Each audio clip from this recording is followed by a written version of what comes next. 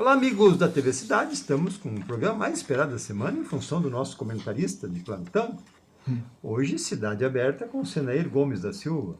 Gostaria de antecipar aqui uns abraços para nossa amiga Isabel Cetim e a sua mãe, que são grandes telespectadoras nossas, me ajuda todas as vezes que dá um problema de som, de imagem, ela me avisa. Glacira, arruma a TV e tal, sinal que vê sempre. A dona Ida Panes também, que é uma assídua admiradora da nossa programação. Um abraço para ela e para Adelaide, sua filha. E para o meu amigo Moacir Debona, dos Calçados Mila, que também gostou da programação dele, principalmente das músicas do Eli Adriani, que é do nosso tempo, né, Senair? Nosso tempo. Nosso tempo. É dos anos 60, 70. Dizem que é as melhores músicas, talvez pela novidade de hoje, né? Teu oi aí na Câmara 3, vou mandar abraço para quem hoje? Uma satisfação voltar aqui. Me dá licença que eu fico muito pior com essa máscara aqui. É sempre bom. Bonito. Mudou a mesa agora ficou bom. Só falta o baralho e uma caipira. Isso é fácil. Aí completa. Ninguém Ou uma sabe, purinha. Ninguém sabe o que tem dentro da caneca. Uma purinha. Ou também, então, já que estamos aqui de volta, quero mandar um abraço pro pessoal de onde eu tirei minhas férias. Tá com saudade já? Estou com saudade, vou voltar logo, com certeza. O pessoal do Hotel Castelo, a gente vai voltar sim. Deu uma repercussão na cidade a entrevista, né? Sim, o Douglas me mandou um áudio que ele recebeu do secretário de Turismo, agradecendo e elogiando o que a gente falou aqui. Eu acho que é importante isso. O dia que eu for lá, vamos bolar uma janta, alguma coisa, e vamos trocar informações. Eu acho que é importante alguém falou Entrevista ele lá, para ele contar o início, meio e fim do hotel, legal? Também podemos fazer isso lá. Claro, podemos fazer lá. Claro. E dizer ao secretário que a gente pode trocar informações sim. Eu acho que para nós aqui em Farroupilha é interessante saber como eles estão fazendo lá e eles podem contatar o secretário de turismo daqui também e trocar essas informações. Nós não temos esse afluxo tão grande de pessoas que eles têm lá, em função das águas, né? Mas temos outros atrativos. Agora, felizmente, saiu o Caminhos de Caravaggio, que era uma ideia que surgiu ainda quando eu estava presidente da SIX. Ano de?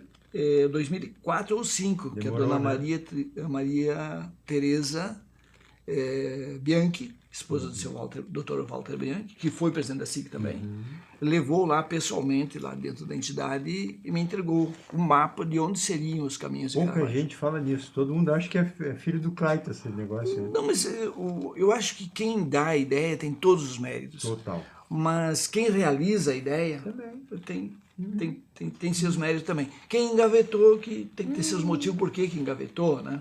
Então, na época, não despertou. Tudo tem seu momento. Como teve o momento do Parque da Imigração, a remodelização do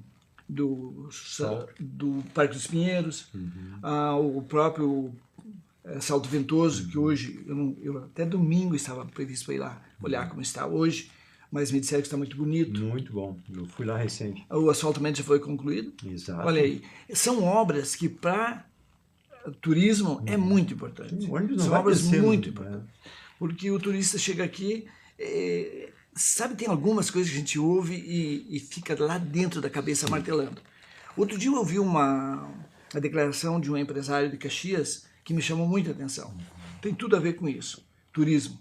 Ele disse, qual é o investidor que visitando Caxias do Sul, uma cidade conhecida pela sua potência industrial, vem fazer um investimento na nossa cidade, quando ele pega todo esse trecho, fica um mato no canteiro da rodovia, nas laterais, a gente não presta atenção, a gente passeia todos os dias, realmente, é horrível a entrada de Caxias. Sim. Tanto daqui para lá, como de lá para cá. Sem contar os buracos, né? Sem contar os buracos. Isso é uma eterna... Ele disse, o cara, ele ainda disse, o primeiro retorno que ele encontrar, ele volta. Sim. Então, é desanimador você entrar numa cidade, a nossa está ficando mais bonita.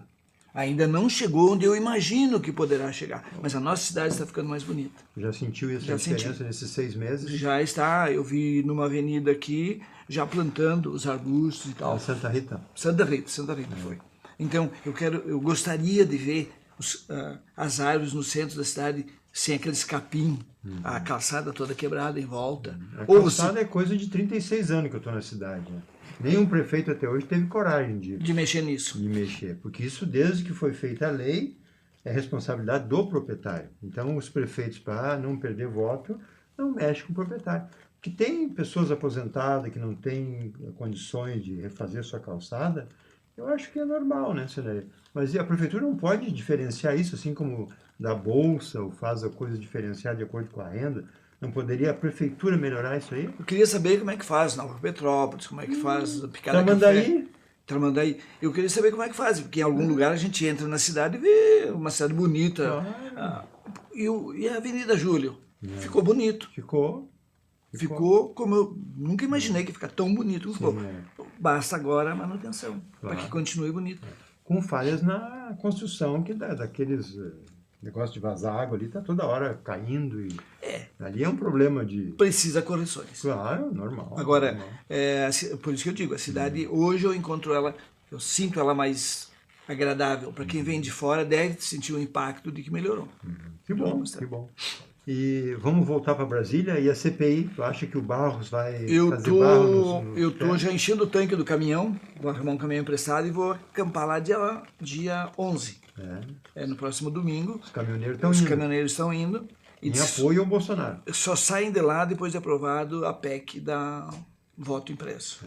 Eu acho que 11 partidos tem que ser feito. 11 partidos se reuniram ontem, inclusive o PSDB e outros tantos, né? O DEM, inclusive, me surpreendeu, que não querem o voto impresso. Não querem mesmo. Eles têm razão. Querem a falcatrua. Eu não quero arriscar dizer isso, porque a prova que amanhã pode alguém me provar por A mais B que a urna é confiável. Mas até agora não fizeram isso. E por que essa birra de não...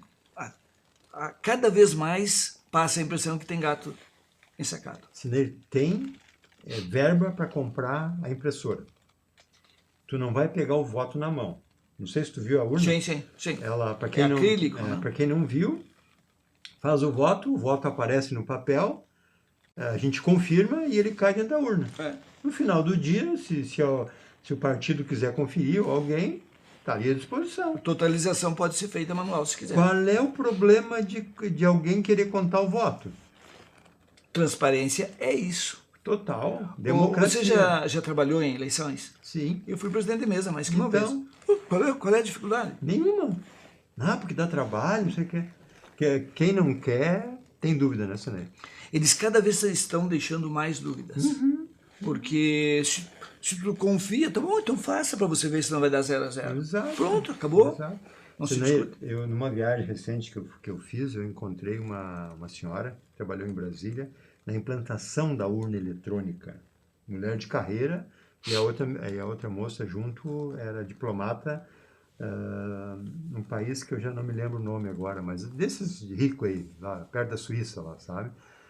E eu perguntei para ela, mas daí, a urna eletrônica é segura? Ela disse, sim. Eu disse, mas e quem é que tem a chave última para definir que 0% dos nulos e brancos não vai para fulano ou beltrano? O presidente. Porque alguém tem a chave final, né? Qualquer empresa que tem um sistema de informática na sua empresa sabe como é que funciona esse negócio. Então... O que mais chama atenção nesse momento é que é cedo ainda para a gente dizer o Bolsonaro desmontou o que foi equipado no Estado de esquerdistas e botou os direitistas. Aí você começa a desconfiar que ele está fazendo falcatrua porque falta transparência, se faltar tal da transparência. O fato hoje é que o Brasil foi aparelhado em todos os três poderes. De cima a baixo. De cima a baixo, em todos os três poderes, foi aparelhado pela esquerda. A OAB tem cadeira em todos os tribunais, tem representante da OAB. Então significa o quê? Por que o Felipe Santa Cruz ganhou essa eleição? Presidente nacional da OAB. Por que ele ganhou a presidência da OAB?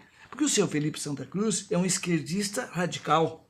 Petista, né? Petista e esquerdista radical.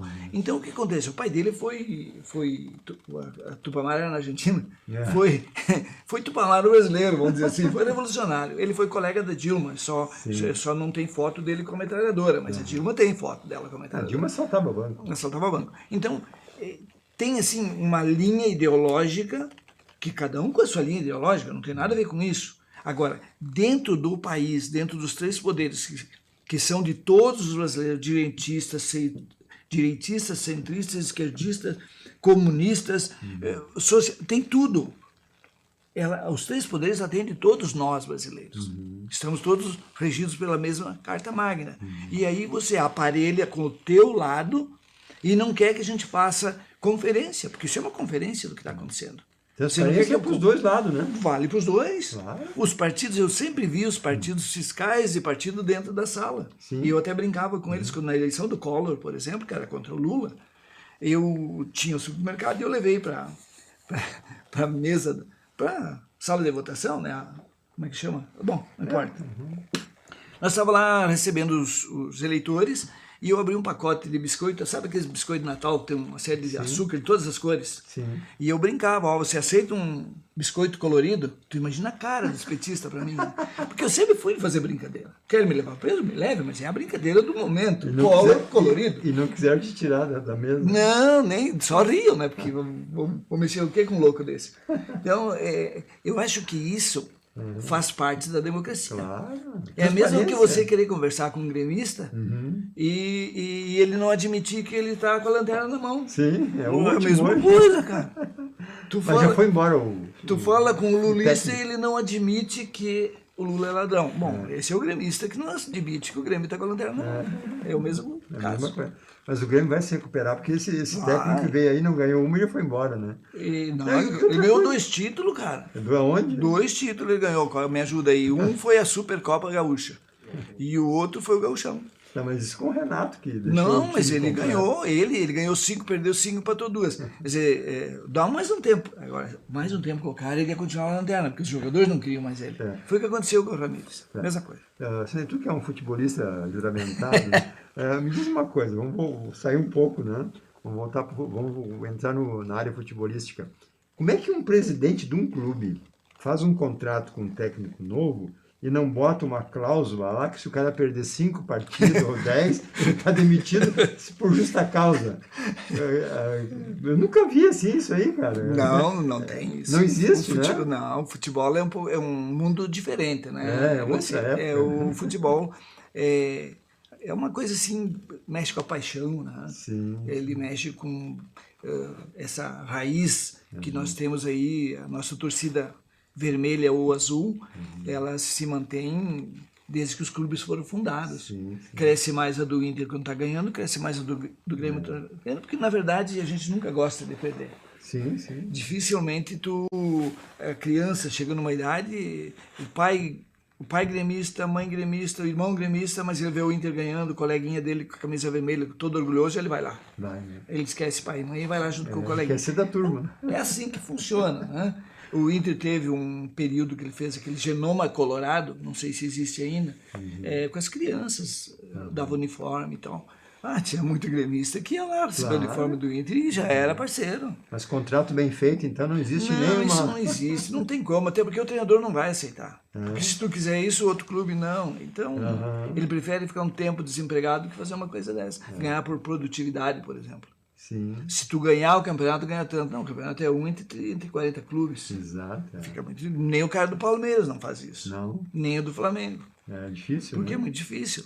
Então, o que o treinador quer é um salário gordo e um contrato de 2, 3 anos. Sim. 2 anos no Brasil, mais que 2 anos não dá para fazer, porque ele não fica 2 anos. Sim. O Renato foi a exceção. Né? Independente, se o Grêmio foi mandado embora, mas vai ficar recebendo. Né? Vai ficar recebendo, é normal. Uma vez o Grêmio pagava 3 treinadores e o Inter 3. O que tava, e 2 que saíram. Fora os craques que vem errado. Essa semana eu li na Antagonista, muitos não gostam, o Diogo Mainardi para mim ainda é um cara sério, né? E foi a reportagem mais extensa que eu li no Antagonista. Normalmente eles fazem no máximo 10 linhas, uma coisa bem sucinta, né? Mas essa tinha no mínimo umas 3 páginas assim, de folhas contando toda a história do tal de Barros. Esse. Nos últimos 5 governos, ele participou sempre dos governos. Né? E um deles ele foi ministro da Saúde. E é o cara que... Ricardo Barros. É o cara que está no meio da vacina essa que... Ele é líder do governo. Líder do governo, do Centrão. Tem uma coisa, por isso, em nome da governabilidade, você abraça o diabo. A Dilma já disse que podia fazer o diabo, mas que ia ganhar. Então, o diabo está por aí, né?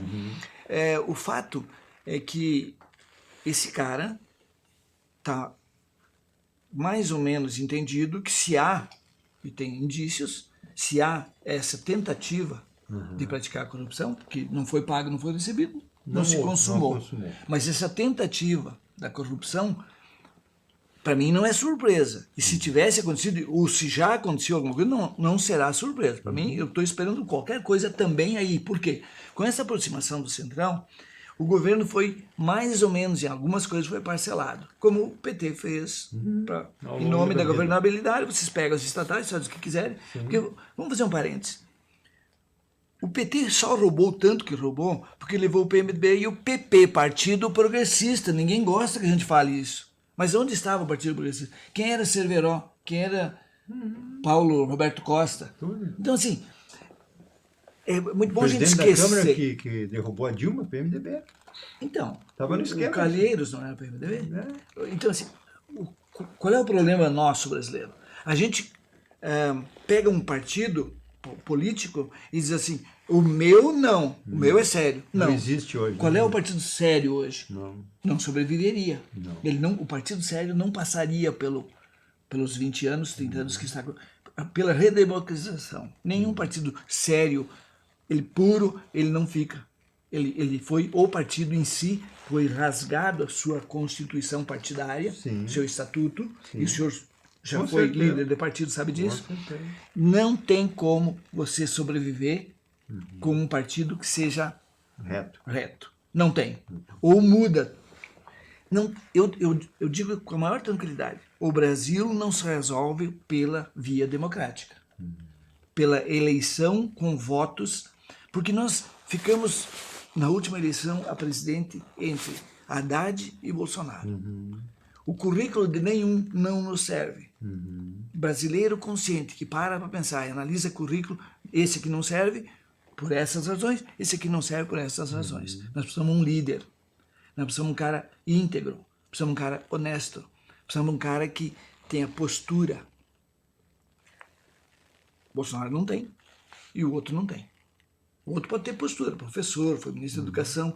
Maiores valores destinados à educação foi no período dele, e a educação virou no que virou. Então, incompetente, fala com o paulista para saber quem é o Poste do Lula. Poste do Lula. A Dilma, qual é a condição que tem uma senhora respeitável como ministra, como secretária de energia do Colares? Até ali tudo bem. Agora, ser presidente de um país deste tamanho, não tem condições. Então, se nós chegamos a esse ponto de não ter a quem escolher, e não temos no Congresso Nacional, de onde saem os candidatos, de onde saem os candidatos via de regra, nós não temos ninguém. Ninguém capaz de, primeiro, liderar, continuar sem roubalheira, continuar sem corrupção e alinhar um projeto de futuro para o país. Porque o país teria. Mas eu pergunto, quando vai começar de novo a roubalheira? Quando nós vamos ter de novo? Não é mais mensalão nem petróleo, vai ser outra coisa, mas a roubalheira do dinheiro público vai. Porque está aprovado em 2 anos, apenas 2 anos, que não roubando só dinheiro. Olha quanto sobrou. Olha a pandemia. A pandemia consumiu. Claro, a dívida brasileira, a dívida pública aumentou bastante. Mas, mesmo assim, as obras continuam. Com certeza. Os programas sociais continuam. Até foi melhorado um pouquinho. E olha o que consumiu de recursos essa tal da pandemia. Coisa de não acreditar.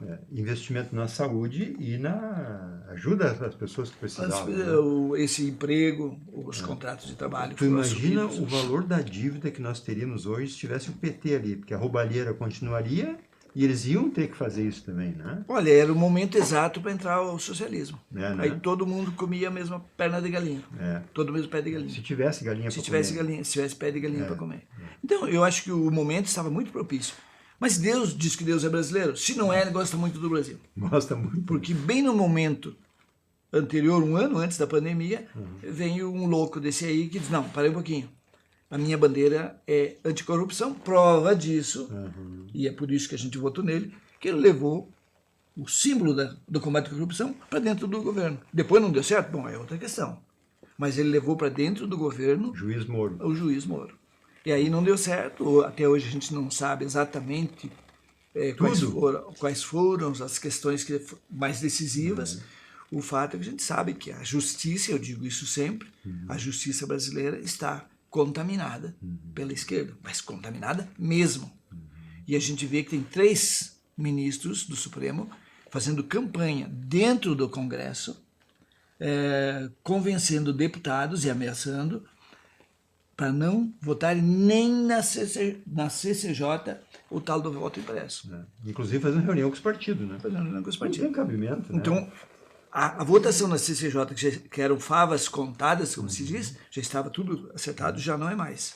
Olha só. Né? Então, agora resta a força. Pelas vias democráticas, não vão fazer voto impresso. Eu acho que não sai. Não. Por quê? Porque eu acredito que, eu não tenho essa estatística, ninguém tem, mas em torno de 85% a 90% do congressista tem problema. Tem problema com a justiça. Todos? E a justiça também tem problema. Eles estão todos no mesmo galinheiro. Que coisa triste. Então não tem mais saída. É triste. Daqui 10, 15 anos vão estar saindo os últimos petistas nomeados. Mas o PT volta antes disso.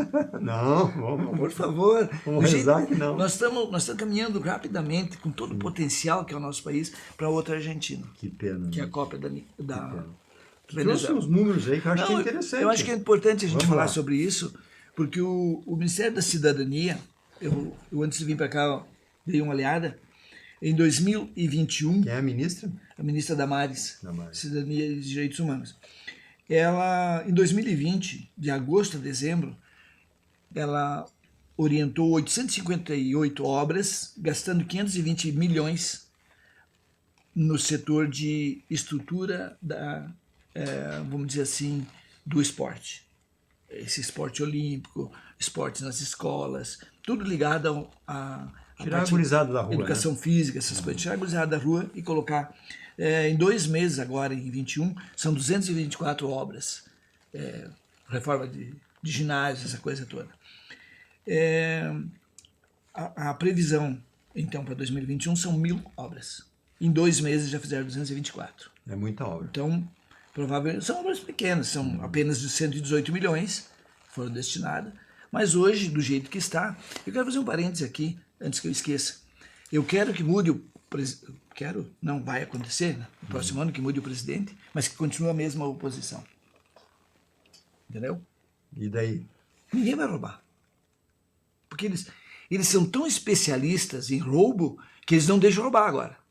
Tu sabia disso? Boa essa. Não, mas tu Boa. presta atenção. O Bolsonaro vai conseguir roubar? Não? Tá aí, ó, tá aí o exemplo. Então, se o brasileiro é um pouquinho inteligente, por favor, divulguem, por favor. Essa é um fato Se o novo. brasileiro for inteligente, ele vai continuar deixando a oposição que está aí ser oposição. Eles são profissionais, eles sabem fazer isso. Sabem roubar. Eles sabem roubar e sabem fiscalizar para não deixar roubar. Eles sabem como é que se faz para roubar. Eu te pergunto, desde a redemocratização, não vamos falar lá, vamos falar desse tempo para cá. 85? Quando nós tivemos uma oposição mesmo? Nunca mais. Sempre base aliada. Sempre base aliada, e aí passa a mão na cabeça. O PT jurava que o Fernando Henrique, nas privatizações, beneficiou N pessoas, N empresários. Isso ia ser investigado. A Vale. Mas tudo que tu imagina que foi privatizado, o PT contestou. Que o Fernando Henrique comprou 5 anos, eles iam provar e tudo. O Fernando Henrique saiu, bom, agora vamos ver onde estão os poderes do Fernando Henrique. Tudo quieto, ninguém falou mais nada. Aí os petistas saem do governo, Lula entra na outra galera ali, continua outra, ninguém falou nada. Sai a Dilma por impeachment, bom, agora vai sair algum poder, nada.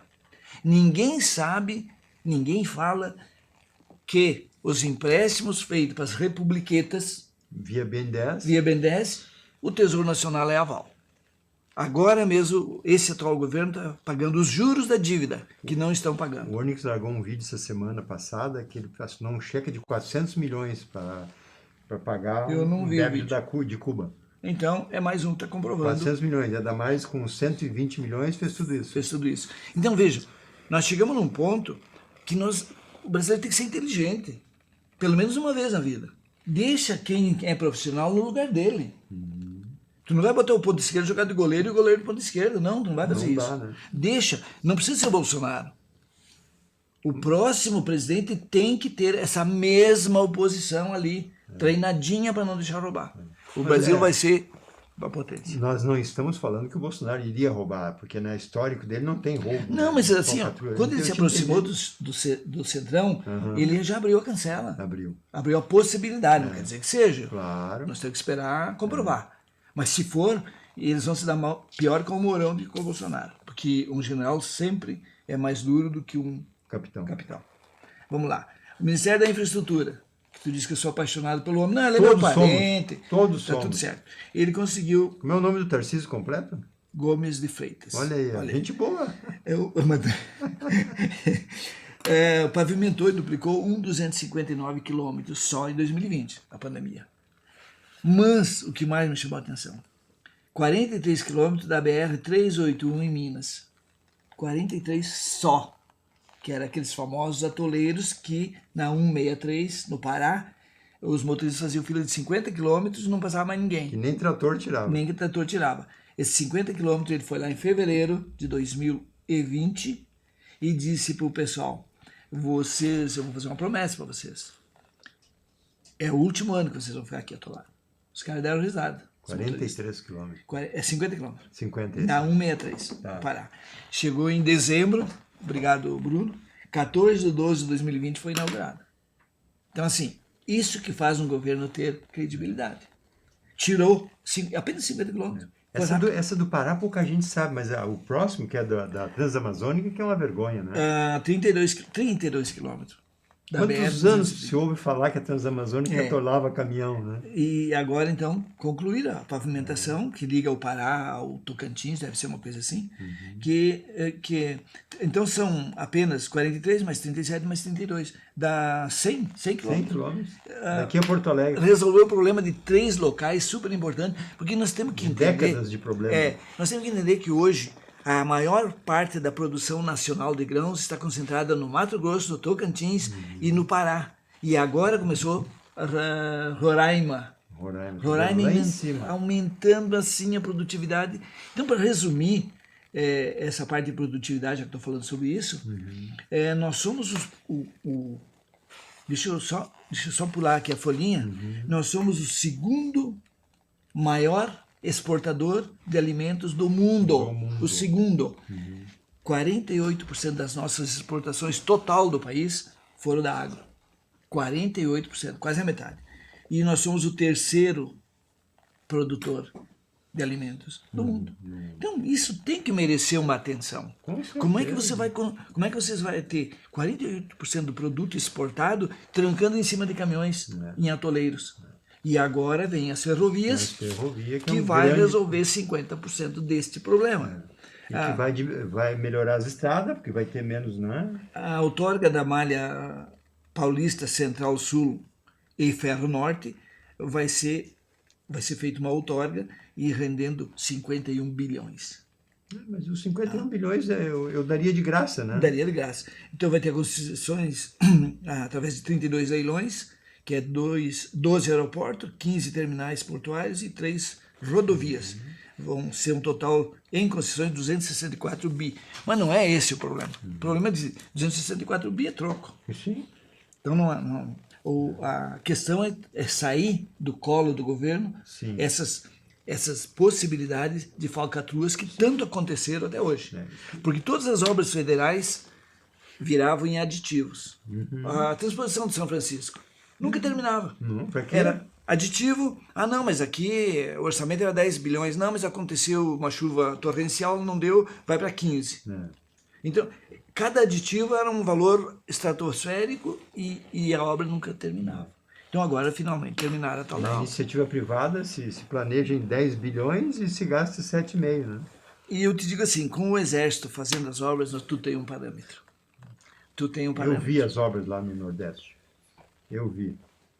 Concreto dessa altura, assim, Nós nós podemos cobrar das concessões, nós podemos cobrar parâmetro de valores, claro que Sim. aqui tem uma série de... Mas soma o que o Exército não tem por que pagar imposto, isso e aquilo. Claro. Você soma na iniciativa privada e faz um comparativo. Né? Faz um comparativo, paga o que tem que pagar.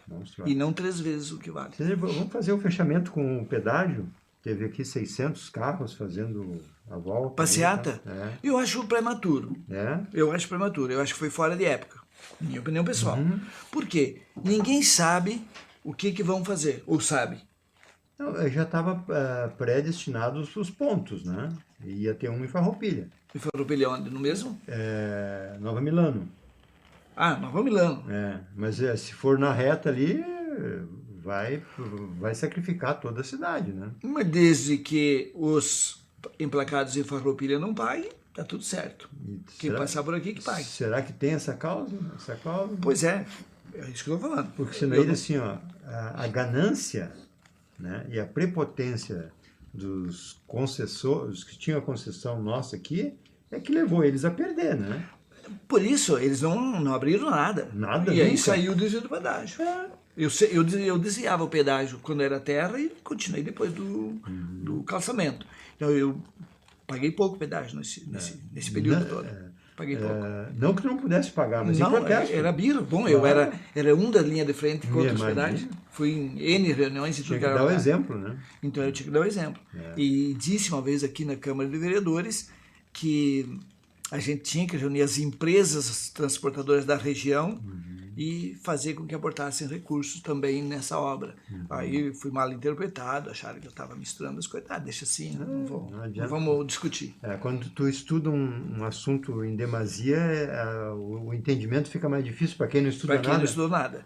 Então, passou, graças a Deus, terminou. No dia do elevador das Cancelas, veio o governador do estado, veio não sei o que, veio uma petezada toda ali. E eu estava na Rádio Miriam, e eu, na hora, estava transmitido de lá, quando chegou na minha oportunidade de falar, eu disse, olha, na minha terra, quando a gente fazia um contrato, a gente cumpria até o último dia, não precisava festa nem enterro. Se cumprir o contrato, era obrigação. Então, eu não vejo por que deslocar um governo inteiro, com todos os seus secretários, e gastar dinheiro que é nosso, é público, para falar o quê? Comemorar o quê? Se terminou o contrato, terminou o contrato. Eles tinham que ter chorado quando o Olívio fez a bidirecionalidade e tal. Foi da mesma turma, do mesmo jeito. E ninguém fez festa. E nem o enterro. Porque foi um ato de enterrar parte dos nossos recursos aqui de Farroupilha, quem pagou o pedágio. Quem pensa no assunto e já teve acidente por roda que é estragada, e por vidas sacrificadas, não só de morte, mas de até conviver com traumas o resto da vida, sabe que o problema não é o pedágio, o problema é a tarifa, sempre foi, né? Sempre foi. Tu dei um exemplo aí. 101? Não, nessas que tu foi lá para Santa Catarina agora, tu pagou 3 pedágios, quanto? Na 101. R$2,10. 6,30 para ir, 6,30 para voltar. Metade, meio litro de gasolina. Tu dá risada. Meio litro de gasolina. Porque é um tapete. Então, é um tapete. Segurança. Muito bom. Eu não tinha mais trafegado no 101. Depois de prova. Segurança, né? Segurança. Eu estou esperando terminar até Pelotas e eu quero fazer uma visita a Pelotas. Ver como é que está o colorido em Pelotas. Quantos acidentes que ocorreram por desviar buraco? É verdade? Bom, eu contei aqui, no mês de maio, junho de 2014, quando eu peguei a Mercedes, num mês eu estourei 3 pneus e 2 rodas de detonar daqui a Caxias. 3 pneus. 3 pneus e 2 rodas. Isso passa de R$5.000. 5 mil reais, mais R$6.000, 7 por aí. Entendeu? Então, isso... Dá para pagar pedágio para 10 anos. Tinha que pagar pedágio, fazer o quê? Mas dá para pagar pedágio 10 anos. Dá para pagar pedágio 10 anos. Né? Então, outra coisa, não sei se tu viu na imprensa aí, a Morada do Sol, um pessoal que tem 300 crianças, os moradores eu não sei hoje, E há 8 anos que eles passam dificuldade de pagar água e tal, porque parece que 17% só pagava água e os outros não, né? Então, será que esses Minha Casa Minha Vida, que é o caso do Morada ali, né? Eles estão preparados para saber que tem que pagar uma água, um condomínio, ou eles não têm condições e vão para ali, depois o problema é de todos e não é dos que fazem a triagem. Onde é que tu vê a falha nisso, né? Sabe que é tão difícil tu falar sobre recursos para essas classes que estão em situação de invasões, que era o caso antes, né? Também muitos, né? Tem muitos que estavam nessa situação. Lá na situação de invasão, ele faz o gato, não paga a luz. A água, ele cava uma poça ali, ou o vizinho... E faz o gato também. Ele dá o jeito, ele dá o jeito. Então, coloca um fogão a lenha tu cata nas beiras de estrada aí e consegue te virar. Então, o nosso problema é que no Brasil chegou uma máxima assim do coitadismo, né? Ah, mas o coitadinho, se o cara tá um pouquinho melhor e ele sai para trabalhar, fazer o bico, e ele vem, com certeza no fim de semana tem a churrascada. Você vai nesses locais e é fumaça para tudo que é lado. E eu tenho exemplo ainda quando eu tinha o supermercado. Eu vendia muito carne, carvão, fim de semana eles faziam churrascada. Ninguém estava preocupado se a luz era o gato, se a água era não sei o que, ninguém estava preocupado com isso, festa. Então, de um tempo para cá, isso não está sendo mais possível. Por quê? Com a pandemia, quem está trabalhando desse pessoal que fazia bico, que fazia o busca-o-pão aqui e ali? Muitos deles não conseguiram nem se cadastrar para receber o auxílio emergencial. Porque o medo de que pelo cadastro saia alguma coisa a mais pelo CPF, tem tudo isso também. Isso ninguém fala, mas é um risco. Existe. Existe o risco. Claro. Então, existem pessoas que estão realmente numa situação desesperadora. Eu li uma postagem do senador Suplicy no Facebook. Eu não me aguentei, tive que responder. Sobre o fechamento do caso Barbosa. Lázaro Barbosa. O Lázaro. Veja que um homem fica 20 dias fugindo da polícia. Agora já se sabe que não era só fugindo, tinha alguém acobertando. Ele é o Adélio Bispo moderno, algum tempo depois.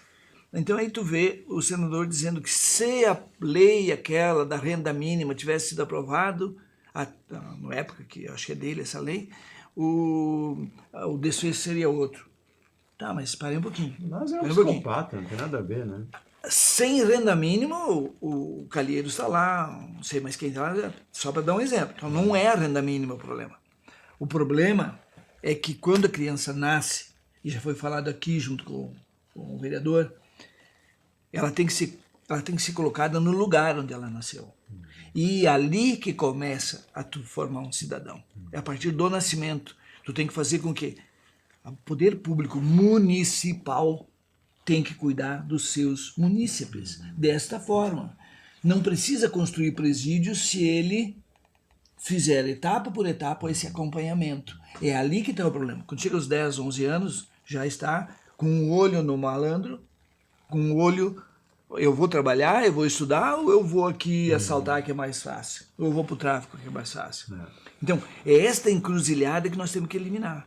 Se nós tivéssemos feito uma opção há 20, 30 anos atrás de construir mais escolas, nem que fossem as brisoletas, e manter esse pessoal ocupado, assistido, nós hoje não teríamos esses problemas. Então o problema não é uma renda mínima. O problema é fazer com que o Lázaro fosse outro e não o Lázaro. Exato. Até porque ele tinha problema na família já, né? Então, assim, e outra coisa, assim, que é pouco falado, que os governos, que a igreja não deixava falar, é o controle familiar, né? Uma família que não tem condições de ter 5, 6 filhos... Tenha um ou nenhum. Exato, mas se ela tiver um acompanhamento, isso é problema do município, do Ministério Público, enfim, das autoridades competentes para trabalhar isso. Mas nós temos, né? que começar no município. Claro. E o município também tem que, vamos dizer assim, no segundo passo, ser responsável por aquilo que ele deixou falhas. Ou seja, a criminalidade tem que ser responsabilidade do município. Tem verbas? Tem verbas para isso. Tem jeito para fazer? Tem. O município não vai construir uma cadeia em cada município. Um presídio modular que possa abrigar todos os tipos de delinquentes. Regional. Pelo menos faz regional, faz um consórcio. E outra coisa, sério, o prefeito Zanfeliz, falecido recentemente, Ele, várias vezes a gente trocou a ideia, ele me escreveu, inclusive, né, para botar em plano de governo. E assim, ó, onde o cara morou os 5 últimos anos, o Lázaro? Foi pego? Ele tem que ir lá para a cidade dele. Vai responder lá. Lógico. A família está próxima. Sim. Ele vai ser tratado como gente. Os direitos humanos estão aí, pô. Claro. Os direitos humanos vão acompanhar. Como gente é trabalhar, né? Para pagar o que está comendo. Claro, e os direitos humanos vão fornecer professores no contraturno do trabalho, ele que vai aprender, vai se educar. Mas tu viu o Lázaro? O Lázaro fez um curso que deu direito para ele sair da prisão. Ele fez para se colocar no lugar da pessoa e não sei o que. Bom, ele ficou de 2007 a 2000, ele ficou 14 anos dando baile na justiça brasileira. E olha como terminou. E tem gente que diz, mas ele não podia ter recebido 120. Eu não vou descobrir se 120 era necessário. Não vem ao caso. A gente tem que analisar o que aconteceu. Como é que o cidadão, com esse currículo, consegue estar solto? Não pode. Então, isso... É a impunidade que campeia. É isso que nós temos que dar um basta. Também. E eu não vou conseguir ver isso. Mas tem jeito sim. Claro que tem. E não é difícil. Não é. Porque tem tanta coisa para ser feita nesse país. Tanta... Tu já imaginou você construir um presídio onde você tivesse condições de trabalhar em 4 fábricas diferentes? Cada uma fabricando... vai vir o grafeno. Manda ele montar né? Essas coisinhas, montagem. Claro, mão de obra. Tem tanta mão de obra que você pode ensinar o presidente. Eu tenho um sim quadro, faz uma redução de pena. Redução de pena, e aí é ressocialização, através do trabalho e do estudo. Mão de obra. Aí eu acredito. Sim. Eu tenho um quadro bonito, vermelho, que é o Senhor pregado na cruz, na entrada do closet, lá em casa, feito por um presidiário. Ele passou tudo linha entre os pregos, tá? E fez um desenho com linha. Aí eu coloquei o vídeo e tá lá, feito por um presidiário. Então. E eu acho, cara, que muitas vezes... Aí você está dando uma condição humana para o preso. Sim, é o que hoje não é humano para ninguém, né? Nessa vida inumana onde ele está, ele custa, diz eles, através da estatística, que é 2.400 por mês ele custa para o Estado. Muito mais. Para um pouquinho. Se ele ganha 1.100 para ficar lá preso, que é lei, aonde ele vai ganhar só 1.300? Aonde? Não existe. Se tudo que é fornecido, não sei hoje, mas que era fornecido para o sistema penitenciário, para os bombeiros, não sei o quê, eram tudo superfaturado. Né? Isso, eu estou falando de 30 anos atrás. Sim. Posso provar, mas é 30 anos já que passou, agora eu não sei mais. Então, isso era uma prática normal. Sim. Então, ele não custa 2.400. Claro que não. Mas mesmo que fosse, se ele trabalha, produz e gera impostos, ele se sustenta. E aí sim, sobre o percentual da produção, entrega para a família. Claro, dignidade. Aí os filhos já vão dizer, não, o pai está trazendo um pouco para casa, está pagando, está tendo a profissão. E quando o cara sai de lá, se ele não é totalmente psicopata, que nem o Lázaro, né? Ele vai buscar um trabalho, porque ele está preparado. E você já imaginou uma empresa contratar o cara que foi preparado nesta função? Claro, todos iam querer. Tu acha que alguém de sã consciência não ia querer estudar, se profissionalizar? Lógico. Agora não, eu prefiro jogar lá pior que um chiqueiro de porco, porque o chiqueiro de porco é uma coisa... 18 numa 3x4, né? Tudo ali amontoado, aprendendo na escola do crime, e depois cumpriu não sei quanto da pena, tem que soltar, porque a lei diz que tem que soltar, solta, com que condição ele sai dali? Preparado para continuar no crime. Lá ele fez pós-graduação e mestrado junto. Né? Então não tem jeito. Não é 800 mil brasileiros presos que resolve a questão. Janeiro, até a semana que vem, que hoje nós estradulamos. Tá bom. Na próxima semana vamos falar menos e com mais conteúdo. Um abraço a todos e uma boa semana. Conteúdo sempre tem, discordo. Aquele abraço.